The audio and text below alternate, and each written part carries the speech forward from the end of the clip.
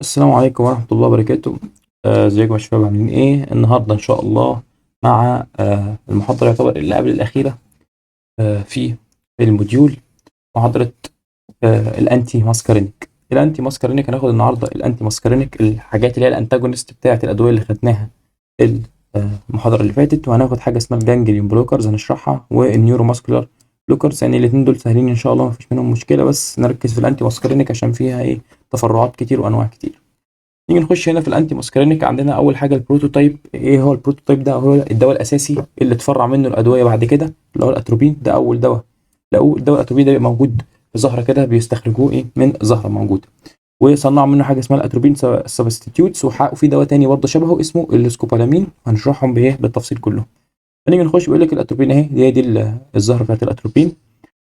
ده بيسموه تيرشري امين، بينتر السي ان اس، يعني بيعمل افكت على السنترال نيرفس سيستم. اذر ام بلوكرز ديفر مينلي ان الفارماكوكينيتيك بروبرتيز. يعني هو ايه الاتروبين ده؟ هقول دلوقتي الافكت بتاعته كلها ونشرحها، وبعد كده هديك بقى السبستيتيوت اللي هو بتبقى يعني مركزه على حاجه معينه، يعني التركيز بتاعها او السلكتيفيتي بتاعتها او التاثير بتاعها بيبقى على نقطه معينه، مثلا زي العين، زي مثلا الجي اي تي، وهكذا. تمام. هنيجي هنا نشوف، نفتكر المره اللي فاتت كنا قلنا الباراسمباثيك بيعمل ايه. بيقول لك بيعمل كونستريكشن للبيوبل، يزود اي سكريشن في البرونكاي، وبيعمل كونستريكشن في البرونكاي لو نفتكر. له هارت بيت، يعمل براديكارديا، ويستيميليشن البريستالسيس والسكريشن، وبرده بيستيميليت البايل ريليز، وان هو بيعمل كونتراكشن في الوول بتاعت البلادر، ويعمل ريلاكسيشن في السفنكتر عشان يعالج اي حد عنده مشكله في يعني مش قادر يخش الحمام، يعالجه ويخليه يقدر يخش ايه الحمام.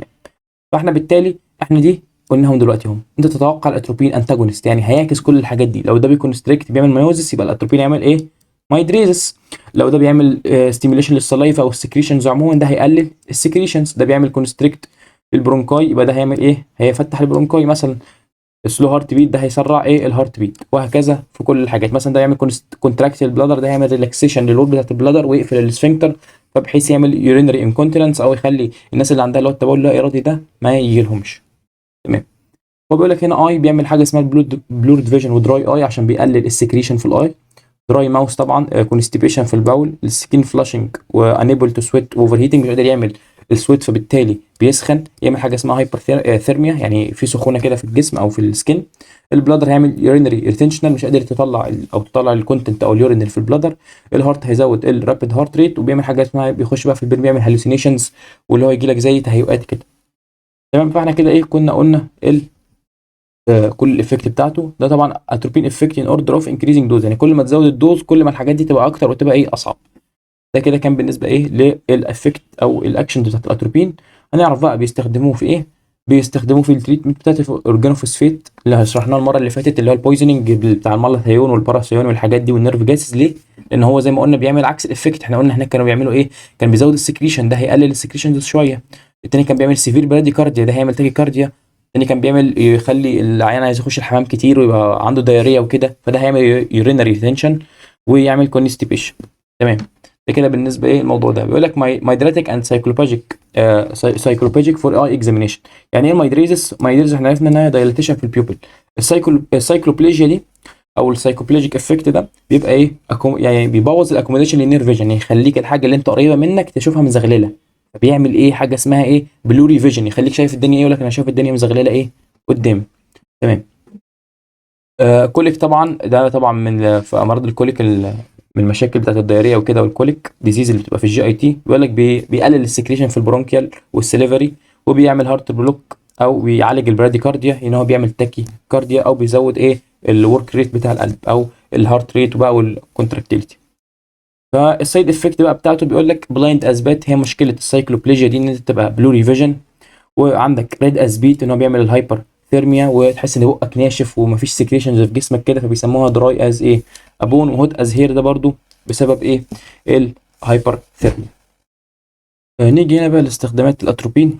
بيستخدم كانتي سكريتوري، يقلل السكريشن، وانتي سبازموتيك في الماسلز ان هو بيكسر استايلكولين زي ما احنا عارفين، او بيمسك مكانه مش بيكسره. وانتي استايلكولين ستريز انهبيتور اوفر دوز، يعني انت لو خدت انتي استايلكولين ستريز انهبيتور اوفر دوز، يعني انت الانزيم اللي بيكسر الاستايلكولين خدت له انهبيتور يكسر الانزيم ده، فانت خدت من الانزيم ده اوفر دوز بقى، او من الدواء ده اوفر دوز عموما، ده بيجي يمسك الاتروبين ده، يقوم جاي شايل برضه الاستايلكولين، يعمل يفك الاسايكلين من الريسبتورز وهو ايه يمسك مكانه. وطبعا سكريشن زي الدياريه والاوبثالمولوجي طبعا زي ما قلنا ان هو بيعمل مايدريزس وبيعمل ايه سايكلوبليجيا، يعني بيساعد في التشخيص. عندنا هنا تاني دواء التروبيكامايد، ده بيستخدموه برضه في الاوبثالمولوجي، بس ده بيستخدم توبيكال زي قطرات كده. وده طبعا بيبقى ميزته ان هو بيبقى سيلكتيف على منطقه الاي، ان هو بيستخدم يعمل مايدريسيس وسايكلوبليجيا عشان يسهل الاي ايه اكزامينيشن. نيجي تالت دواء بقى معانا الابراتروبيوم، ده شغال اكتر على البرونكيال سكريشن، فبالتالي بيعالج الازمه لو حصل برونكو كونستريكشن، هو بيعمل برونكو دايليتيشن ويقلل السكريشنز وبيقلل الفوليوم ايه بتاعت الميوكس. وبيقول لك هنا حاجه مهمه جدا ان هو ما بيخش السي ان اس، فبالتالي مش هيعمل لك الديزنس والدراوزنس الدوخه والحاسس ان انت مش معاك مش مركز كده، والهلوسينيشنز وبرده التهيؤات اللي بتجيلك، فبالتالي مش هيبقى عندك السايد افكت ده. فهي ايه الفكره هنا في الاتروبين سبستيتيوت او ديريفاتيف، ان هم بيبقوا شغالين سيلكتيف على ريسبتور ايه معين. نيجي هنا بقى لرابع دواء معانا السكوبولامين، ده يوزد حاجه اسمها الموشن سيكنس. ايه هو الموشن سيكنس ده؟ اللي هو تحس ان انت ساعات لما هتركب مثلا سفينه او عربيه يجي لك حاجه زي دوار كده، تحس ان انت عايز ترجع. هو بيشتغل على الريسبتورز الموجوده في الجي اي تي، ان هو عن طريق بيقلل على ام 1 ريسبتور يمسك فيه يعمل له انهبيشن، كنا قلنا قبل كده. بعد ما بيعمل انهبيشن يقلل السكريشنز والحاجات دي، فبالتالي يقلل الاحساس بالقيء اللي بيجي لك ده. وده بيستخدموه زي باتشز كده او زي حاجات بيلزقوها على على الرقبه كده، بحيث بدل ما ياخدوها دواء يعني تبقى باتشز كده ترانسديرمال باتشز، تدي الدواء تلزقها كده على رقبتك كده، فتديك ايه الاحساس ده قبل ما تركب مثلا سفينه، مثلا راكب عربيه، راكب اي حاجه. تمام. هو هنا بيأثر على السي ان اس للاسف، فبيعمل سيديشن ويعمل حاجه اسمها شورت تيرم ميموري بلوك، او يعني بتقعد يعني الحاجات الشورت تيرم ميموري بلوك ده انت فتره بتقعد حبه كده معينه صغيره بتبقى ميموري بلوك، مش قادر تفتكر الحاجات ايه اللي قبل كده. ده طبعا من السايد افكت الخطيره ايه بتاعته. فما بيستخدموش كتير قوي في الموشن سيكنس، بيستخدموا ادويه تانية مور سيف يعني. البنزو اتروبين ده بيقول لك دواء ليبيد سوليبل، فانت تتوقع ده ليبيد سوليبل بالدماغ كده يبقى هيعدي ليه البلاد برين بارير ويخش في البرين، فهو بيستخدم في الباركنسونيزم. بيستخدم في الباركنسونيزم، انا عندي في الباركنسونيزم بيبقى فيه زياده في الاستايل كولين في السي ان اس عموما في السنترال نيرفس سيستم عندي، فبالتالي هو يروح هناك في السنترال نيرفس سيستم يشيل الاستايل كولين ويظبطه ما بينه وبين الدوبامين. احنا عندك في السي ان اس عشان تبقى ستيبل منتالي ستيبل او يعني ذهنيا متزن، يبقى فيه ستيبل او في توازن ما بين الدوبامين والاسيتايلكولين، فهو هنا بيعالج الاكسس في الاسيتايلكولين، فبالتالي بيستخدموه في علاج ايه الباركنسونيزم، او يسموه اللي هو الشلل ايه الرعاش. نيجي اخر حاجه الاوكسي بوتشين. اوكسي بوتشين ده اوفر اكتف في البلادر، ده لو واحد قلنا عنده تبول لا ارادي بيستخدموه عشان يقلل السكريشن بتاع اليورين من جسمه. تمام. التريتمنت اوف اكيوت انتوكسيفيكيشن بنستخدم الفايزوستجمين. ليه بنستخدم الفايزوستجمين بالتحديد؟ انا كنت قلت لك ان المره اللي فاتت الفايزوستجمين كان بيخش السي ان اس، عنده سي ان اس انتري، فبالتالي هيعالج الافكت بتاع الاتروبين مثلا توكسيفيكيشن في السي ان اس، ان هو يقلل الهلوسينيشن الدراوزنس الدوخه والحاجات دي، ويقلل اللي هو التهيؤات اللي بتجيلك.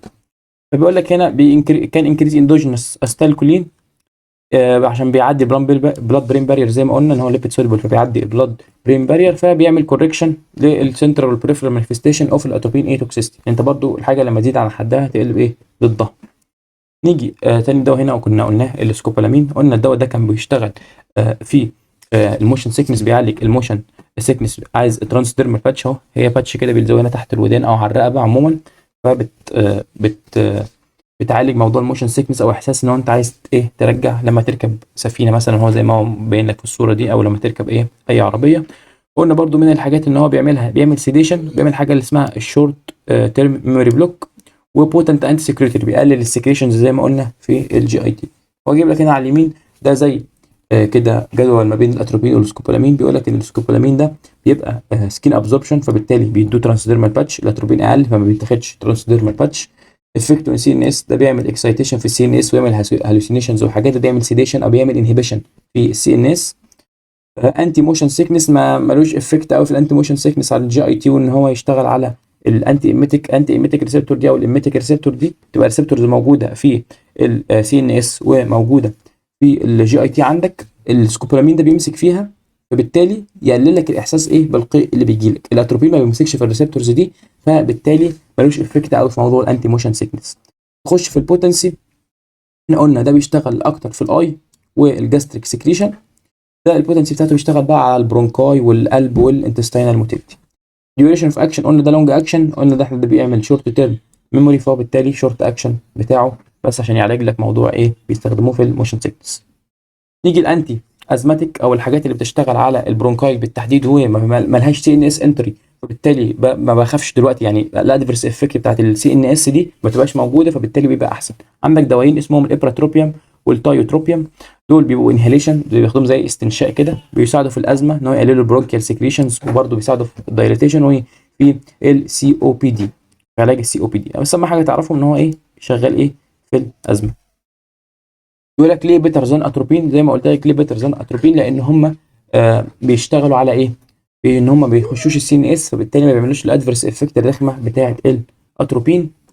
يقول لك بروديوس برونكو دايليتيشن وزود دراينس في البرونكيال سكريشن، يعني هم بيشتغلوا على يعمل دايليتيشن في البرونكاي وما بيقللش السكريشنز قوي، فبالتالي انت كده مش هيبقى عندك مشكله الدراي ماوث او الدراي اي او الحاجات دي، لان هم مش مين اللي بيشتغلوا على السكريشن، هم برونكو دايليتورز اكتر من ان هم ايه بيقللوا البرونكيال سكريشن. بيقول لك هم كواترنري امونيوم كومباوند. بيقول لك هنا ايه التفسير بتاع الموضوع ده ليه يعني، وحاطه جنبها علامتين. بيقول لك بيخلي الميديكيشن ده سبيسيفيك للريسبتورز اللي موجوده في الريسبيراتوري باث واي، من غير بقى ايه ما يروح يخش في السيستميك سيركيوليشن ويروح للسي ان اس ويعمل لي المشاكل اللي قلت لك عليها بتاعه السي ان اس، او مثلا ينزل في الجاستريك في المعده مثلا يقلل الجاستريك سكريشن، او يعمل لي يورينري ايه انكونتيننس، او يخلي العيان مش قادر يخش ايه الحمام. الميدراتيك او السايكوبليجيك جروب، عندنا الدوره اللي قلنا التروبيكامايد، ده بيقول ده بيبقى زي سوليوشنز كده او قطرات بيستخدم، بيعمل مايدريسيس بس لسه سايكلوبليجيا، يعني العيان عندك يعملوا دايلاتيشن في البيوبل او حدقه عينه كده توسع، بس الاكوموديشن للنير فيجن يفضل كويس، يعني يفضل الحاجات القريبه بيشوفها كويس شويه، مش بلوري قوي، فبالتالي برضو ان انت لما تدي قطره مثلا، لو اديت مثلا الاتروبين سي وبيعمل سايكلوبليجيا جامده قوي للاتروبين مثلا، فبالتالي العين كده مش هيبقى شايف الحاجات، هيقعد فتره شويه مش شايف ايه الحاجات القريبه منه، هتبقى مزغلله، فهيبقى الحاجه هتبقى مضايقاه يعني، فهم عملوه عشان يقللوا السايكلوبليجيا، ده سبستيتيوت من الاتروبين عشان يعمل مايدريتس ويقلل السايكلوبليجيا شويه. بيقول لك هنا ان هو بيعمل مايدريسيس فور 6 اورز. نيجي هنا على اليورينري بلادر، عندنا الدواء اللي اسمه الاوكزي بوتينين. الاوكزي بوتينين ده قلنا شغال على اليورينري بلادر في الناس اللي عندهم مشاكل في اليورينري بلادر مثلا، وعندهم مثلا زي المشاكل بتاعت التبول لا ارادي وكده والحاجات دي.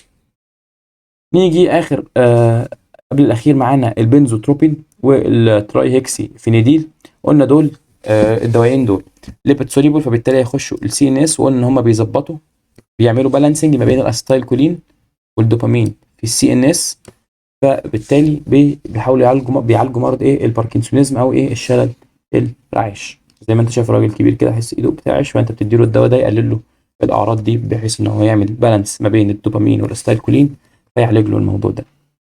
هنيجي نخش هنا الانتي سكريتوري بروبين سبستيتيوت. عندنا هنا دوايين اللي هم البايرنزابين والتيلينزابين. الادويه دي شغاله على الجاستريك سكريشن، فبتقلل السكريشن بتاع الاتش سي ال، فبالتالي بيستخدموها في البيبتيك السر. البيبتيك السر دي انت بيبقى عندك الاستومك عامله كده، وعندك هنا في انجري مثلا في المنطقه دي، وخلايا الاستومك بتبدا تسكريت اتش سي ال، فالاتش سي ال ده لما يجي هنا والحته دي بتبقى خلاص متعوره كده، هنا فيها انجري، يقوم جاي شغال على الحته دي يزودها، فالعيان يجي لك يقول لك انا عندي حرقان في فم المعده زي ما انت شايف هنا كده في ايه الدوريه دي هي دي الالسر اللي موجوده في الاستومك، فهم بيقللوا السكريشن بتاع الاتش سي ال، فبالتالي بيعالجوا البيبتيك ايه السر. نيجي الانتي سبازموديك الهيوسين او اللي هو البيوتايل برومايد اللي هو الباسكوبان، ده بيستخدموه في العلاج بتاع الابدومينال بين، الوجع والكرامبات اللي بتبقى موجوده في الاستومك. ده كان بالنسبه ايه للاتروبين. هنخش دلوقتي على الجانجليون ستيميلانت. احنا عندنا دلوقتي هنا لو اخدته في السي ان اس، انا عندي مثلا في نيورون عامل كده مثلا، ده النيورون، وفي هنا جانجليون، هنا جانجليا، وبعدين نيورون تحتيها، فهي الجانجليا دي ده الموصل ما بين النيورون ده والنيورون ده، يعني انا النيورون ده بيطلع مثلا زي استايل كولين يمسك او في النيكوتينيك ريسبتور اللي موجوده هنا، على حسب بقى ده سيمباثيك سيستم او باراسيمباثيك، يعني الجانجليا دي موجوده في الاثنين في السيمباثيك والباراسيمباثيك، فانا بالتالي لو عملت بلوك للجانجليا دي انا كده مش هقدر اوصل ايه، مش هقدر اوصل الكهرباء اللي جايه دي، او النيور ترانسميتر مش هيعرف يمسك ويروح يوصل في النيورون اللي بعديه ويعمل الاكشن مثلا بتاعه لو كان هو استايل كولين او النور ادرينالين. فانا بالتالي هنا قفلت الجانجليون ده، يبقى انا قفلت الافكت بتاع السيمباثيك والباراسيمباثيك.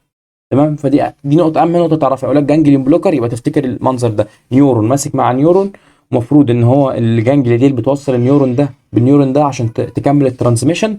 فبالتالي انت لو عملت بلوك للجانجليا مش هيبقى فيه ترانسميشن، وبعدين الافكت بقى اللي انت كان المفروض هتعمله مثلا سواء بقى فازو دايليتيشن، فازو كونستريكشن، براديكارديا، تاكيكارديا، مش هيحصل. ده كده تفهمها، يعني لما اقول لك جانجلي بلوكر تفهم ايه الكلمتين دول. بيقول لك هنا الجانجلي ستيمولانت بيعمل ستيموليت برضو للبوست، فانا لو عملت بلوك هي زي ما عملت ستيموليشن، يا اما زودت القدره بتاعت الجانجلي ان هي ترانزميت او سرعتها، فبالتالي عملت ستيميوليشن، فاعمل ستيميوليشن في السمباثيك والبارا سمباثيك. بيقول لك النيكوتين ده از اكتيف انجريدينت اوف توباكو، النيكوتين ده موجود في السجاير. بيقول لك الدراج ده ساعات بيستخدموه او بيحطوه زي في نيكوتين جم كده للناس اللي عايزه ايه تبطل تشرب سجاير. ده بيبقى فيها مثلا ملي جرام واحد من النيكوتين او 2 ملي جرام، بحيث ان هو يقلل الانتيك بتاعه بالتدريج، وبالتالي يتعود ان هو ما يتعودش على السجاير. نيجي هنا للنيكوتينيك ريسبتور انتاجونست او بيسموه جانجليون بلوكينج ايجنت. يقول لك الدراجز اللي عندنا حاجه دراج اسمه ليكتا ميثونيوم والميكاميلامين. يقول لك اهم حاجه نقطتين هنا، ريديوس ذا بريدومينانت اوتونوميك تون، ان هو يقلل التون او الاوتونوميك تون اللي هو مثلا زي السكريشن مثلا بتاع الستايلكولين او النور ادرينالين، على حسب حاجه اسمها هنشرحها اسمها الدومينانس دلوقتي. والتاني حاجه بيبريفنت البارو ريسبتور ريفلكس تشينجز في الهارت، دي هنشرحها بالتفصيل، بس يعني كمان سنه صغيره نشرح الحته دي وبعدين بعديها خليها معاك عشان هنشرحها بعد كده. نيجي هنا لاهم حته هنا اللي هتفهمك اللي هو اوتونوميك نيرفس سيستم دومينانس. يقول لك فور افكتور تيشو ويز دول انرفيشن الباراسمباثيك از دوميننت. تمام، يعني هو كده دوميننت هنا في الحته اللي عندها دول انرفيشن. مين التيشوز اللي ما عندهاش دول انرفيشن اللي تفتكرها؟ كان عندنا في الفاسكولار اللي هو الفيسلز، وفي الثيرموريجولاتري او السويت جلاند. يبقى السويت جلاند والفاسكولار تون هو دول الوحيده اللي ما فيهاش اصلا انرفيشن للباراسمباثيك. الباراسمباثيك قلنا بيشتغل باندايركت ميكانيزم في المحاضرات اللي فاتت، فبالتالي كده اللي هيشتغل هنا السمباثيك نيرفس سيستم. فانت كده فهمت الجانجليون بلوكر ده لما يجي يعمل افكت او يجي يقفل هيقفل ايه؟ هو في القلب هيقفل الباراسمباثيك. الباراسمباثيك كان بيعمل براديكارديا، يبقى هو يعمل عكسه، يعمل تاكيكارديا او بالبيتيشنز. البلاد فيسلز قلنا دي الحاجه الوحيده اللي شغاله فيها السمباثيك، فهو بالتالي هيعمل عكس السمباثيك. قفلت السمباثيك يبقى اعمل عكسه. السمباثيك كان يعمل فازو كونستريكشن، يبقى انا هعمل عكسه فازو دايليتيشن، وهكذا. في الايرس او في العين قلنا الباراسمباثيك كان بيعمل مايوزس، هنا هيعمل مايدريزس عكس الباراسمباثيك. السيليا ماسل نفس الكلام، هيعمل سايكلوبليجيا او يقلل النير فيجن، بلورنج في النير فيجن. الانتستين برضه هيقفل الباراسمباثيك، فبالتالي هيقلل الموتيليتي ويقلل السكريشنز ويعمل كونستيبيشن في الانتستين. البلادر نفس الكلام. ميل سيكشوال فانكشن دي موجود فيها باراسمباثيك وسمباثيك. الانهبيشن اوف الايجاكيوليشن والإيريكشن ده يعمل امبوتنس ويعمل زي ما بقول لك الراجل ده ما بيخلفش مثلا. سليفري جلاند دي بتبقى باراسمباثيك، قلنا ستيميوليتد السليفري باراسمباثيك. افتكر السليفري بارا السويت هي اللي شغاله بالسمباثيك، فلما اقفل الباراسمباثيك فانا كده هقلل اعمل دراينس في الماوس. السويت جلاند دي بتبقى سمباثيك وهتعمل انهبيشن في السويتنج اللي هو الانهيدروز، لان السمباثيك كان بيعمل يزود السويتنج اللي هو فايت اند فلايت. انت تخيل انت بتتخانق هتعرق، فهو يعمل انهبيشن للسويتنج. نيجي نخش هنا للريفلكس الكنترول بتاع القلب. انت هنا عندك فيه بلاد فيسلز ريسبتورز اسمهم الباروسيبتورز. دول بيتنبهوا لما يحصل فازو دايليتور او فازو كونستريكشن في البلاد فيسل. بالتالي لما بيحصل فازو دايليتيشن فيروح الباروسيبتور ده ينبه القلب، ينبه السي ان اس ان هو يشغل السمباثيك، فيعمل تاكيكارديا عشان يعلي البلاد بريشر شويه. لو في فازو كونستريكشن فبالتالي الباروسيبتور ده هيقوم رايح برده عن طريق يروح يبعت اشارات للسي ان اس عن طريق الفيجال نيرف او نيرف كده معين عندك في الجسم مش لازم تعرف اسمه، يشغل الباراسمباثيك فيعمل برادي كارديا. تمام، ده بالنسبه للباروسيبتور. هنا انا قلت لك ان الجانجليون بلوك بيقفلوا الباروسيبتورز دول، يعني دول ما بيشتغلوش. طب هو هنا بيقول لك معلومه ثانيه، بيقول لك الجانجليونيك بلوكينج دراج دو نوت بريفنت تشينجز في الهارت ريت اللي ستت، يعني او اللي عملها او اللي عمل لها بروموشن الدايركتد باي دراج اجونست. يعني اديت بيتا 1 مثلا او اديت ام 2 اجونست. يعني انت لو اديت اجونست دواء معين بيتا 1 مثلا عشان يعمل تاكي كارديا، لا هو هيعمل تاكي كارديا. الجانجليون بلوكر مش هيعمل حاجه، لان ده بيروح قلنا زي ما قلنا يمسك في الريسبتور. او ام 2 ان اجونست اللي هو بيقلل برضه يعمل برادي كارديا. لو اديت دواء كده يعمل ام 2 اجونست عشان يعمل لك برادي كارديا، يعمل برادي كارديا عادي، فما تتلخبطش. هو بيقفل البارو ريسبتور بس، لكن لو انت مدي دواء سبيسيفيك للموضوع ده لا، الجانجليون بلوكر مش هيعمل اي حاجه، لان هو زي ما قلنا هيروح يمسك في الريسبتورز اللي في القلب نفسها، يقول لها اعملي كذا، خلاص الموضوع خلص. هنا بيقفل الجانجليا اللي بتوصل بس الامبلس او بتوصل تعمل ترانزميشن للامبلس. ده كده كان بالنسبه لي حته البارو ريسبتور دي. نيجي يقول لك هنا تايبس اوف جانجليون بلوكرز، عندنا انواع حاجات ديبولارايزنج وهنفهم يعني ايه ديبولارايزنج، وعندنا حاجات كومبيتيتيف بلوكر. من اسمها نشرح السهل الاول دي اسهل. كومبيتيتيف بلوكرز يعني بيعملوا كومبيتيشن مع الاستايل كولين ويمسكوا معاها في النيكوتين الجانجليا، وهم بيبقوا ايه انتاجونست، فبالتالي هم بيور انتاجونست زي ما قلنا ان هم بيعملوا كومبيتيشن مع الاستايل كولين على الريسبتورز. ريزلت افكت ديبند اون دومينانت سيستم جانجليا، على حسب الدومينانت سيستم اللي شرحناه فوق اللي هو سمباثيك باراسمباثيك، على حسب الحته دي يعمل الايفكت بقى ده اللي احنا قلناه كله لما يجي يمسكوا مكان الاستايل كولين. ومنهم الادويه زي ما قلنا الهكساميثونيوم، وقلنا الميكايلامين اللي كنا شرحناه ايه معاه. يجي هنا بقى الديبولارايزنج جانجليون بلوكرز، بيقول لك هنا بتعمل حاجه اسمها انيشال ديبولاريزيشن، بعدين حاجه اسمها سستيند ديبولاريزيشن او السستيند ديبولاريزيشن ده خلاص انت بيبقى عملت ديبولاريزيشن مره واحده وبعدين عملت انهبيشن، بيسموه سستيند ايه ديبولاريزيشن اوف النيكوتينيك ايه ريسبتور. فهو بيعمل بلوك برضو للجانجليونيك ترانزميشن على الطريقه دي، بس مش بلوك كامل، الاول بيعمل ديبولاريزيشن او بيزود ال زي ستيمولاتوري كده في الاول، وبعدين يقوم عامل ايه انهبيشن. نيجي هنا لتاني حاجه السكيليتال ماسل ريلاكسنت، عندك النيورو ماسكولار بلوكر. يعني ايه نيورو ماسكولار بلوكر؟ انا عندي هنا نيورو من اسم نيورو، ماسكولار يعني ايه نيرف جاي هنا على ايه، ودي الماسل عندي مثلا ماسل عامله كده، هو بيعمل ايه بلوكج الاستايل كولين اللي بيجي يمسك ايه هنا من المكان ده.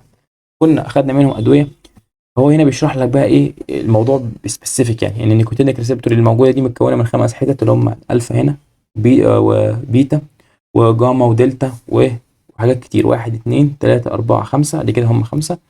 هو دول بيقول لك ان الاستايل كولين بيمسك في المنطقه دي والمنطقه دي عشان يعدي الصوديوم، فبالتالي الصوديوم لما يعدي يعمل كالسيوم ريليز عن طريق السيركوبلازميك ريتيكولوم ويعمل لك باقي الماسل كونتراكشن اللي احنا ايه عارفينها.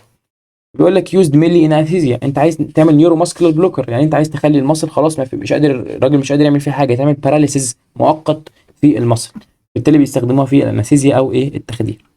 تمام. مصر ريلاكسنت انتراكت ويز النيكوتين استايلكولين ريسبتور ات ذا نيورو ماسكولار جنكشن، يبقى هيجي هنا يمسك في الاماكن دي وما يخليش الاستايلكولين يمسك عشان ما يدخلش ايه الصوديوم ويفتح البوابات بتاعه الصوديوم. ده كده ايه بالملخص المفيد.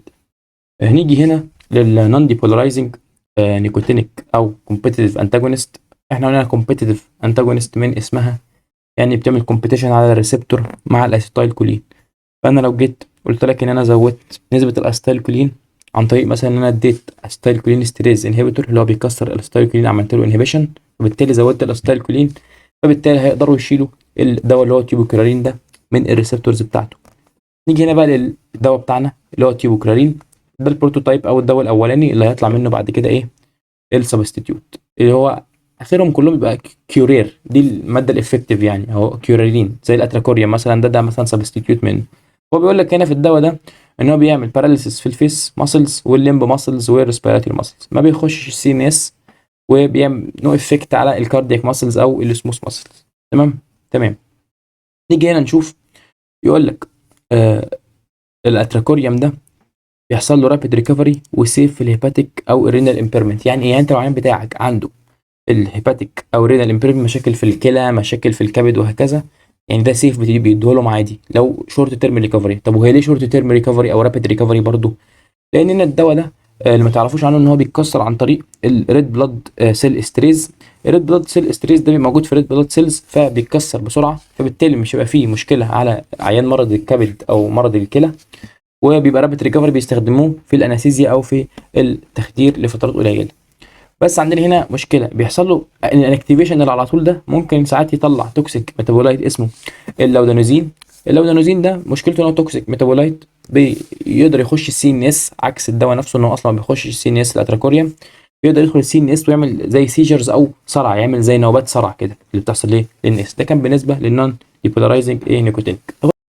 تمام يا شباب. نيجي هنا للديبولارايزنج او النون كومبيتيتيف نيكوتينيك اجونست اللي هو الساكسينايل كولين. نون كومبيتيتيف يعني هيمسك في الريسبتور ومش هيطلع، فبالتالي ممكن اتوقع ان هو يعمل حاجه اسمها الديسنسيتايزيشن، او ان الريسبتور بعد كده ده ما يستجيبش لاي ايه حتى لما يجي اللي هو الاسيتايل كولين الاصلي يمسك في هذا الريسبتور ما يعملش الاكشن بتاعه. نيجي نشرح الموضوع ده، نبدا باثنين فيز. اول فيز الساكسينايل كولين هيمسك يعمل دي بولاريزيشن في الاول كانه شبه الاسيتايل كولين، وبعدين يعمل كونتراكشن جامد في الماسلز بتاعت الريسبيريشن، وبعدين البرولونجد ديبولاريزيشن ده بعد كده بيحصل اكزوستشن في الميتابولايتس والكالسيوم بقى والاي تي بي والحاجات دي، فبالتالي يعمل فلاكسد ايه باراليسيس او فلاسيد باراليسيس. تمام. ده كده اول ايه فيز، ان هو بيعمل ديبولاريزيشن جامد وبيبرولونج الديبولاريزيشن ده، وبعد كده بيحصل باراليسيس.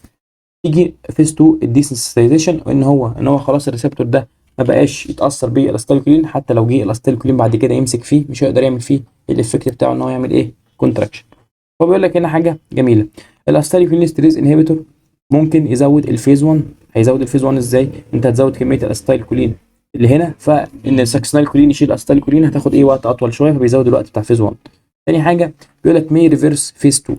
يعني ايه مي ريفرس فيز 2؟ يعني دي سنسيتايزيشن دي ممكن يعمل حاجه زي الريسنسيتايزيشن للريسبتورز، بما اني زودت ايه الكونسنتريشن بتاعه الاستايلكولين في المنطقه بتاعه النيورو ماسكولار ايه جانكشن. فعندك هنا الدواء الاستايلكولين ده احنا قلنا بيتكسر بانزيم اسمه السودو كولين ستريس انزيم، والناس اللي عندهم مشكله في الانزيم ده بيحصل لهم حاجه اسمها الساكسينال كولين ابنيا، وممكن تتطور لحاجه اسمها مالجنت هايبرثيرميا ايه هنشرحها. فالساكسينال كولين ابنيا الناس عندها مشكله في هذا الانزيم، تمام، فبيزود الساكسينال كولين ليفل، فبالتالي بيعمل ديبريشن جامد في الريسبيراتوري ماسلز، وبيحاول العيان ده ان هو بينقلوا له ايه فريش بلاد، لازم بينقلوا له فريش بلاد وبيحطوه على اجهزه الاكسجين. مالجنت هايبرثيرميا بقى، وهذا السندروم بيبقى فيه ماسل ريجيديتي، هايبرثيرميا او في سخونه، هايبرتنشن، اسيدوزس، هايبركاليميا. هايبرتنشن، ماسل ريجيديتي، هايبرثيرميا، والاسيدوزس كلهم ايه يعني وجه العمله واحده. اول حاجه يحصل ماسل ريجيديتي جامده، فانت لما بتعمل كونتراكشن ده بيطلع حراره، ثيرمال انرجي، فيعمل هايبرثيرميا. تمام. العضله عماله تعمل كونتراكشنز بغباء، بسرعه بسرعه بسرعه بسرعه، فبالتالي محتاجه بلاد سبلاي عالي، فيعمل هايبرتنشن. بتعمل اناروبيك ريسبيريشن، فبالتالي بتطلع لاكتيك اسيد، فيعمل لك اسيدوزس، وبيعمل لك هايبر ايه كاليميا. مع الحاجات دي كلها دي بتبقى بسبب الساكسينال كولين. طب هو سبب المرض ده ايه؟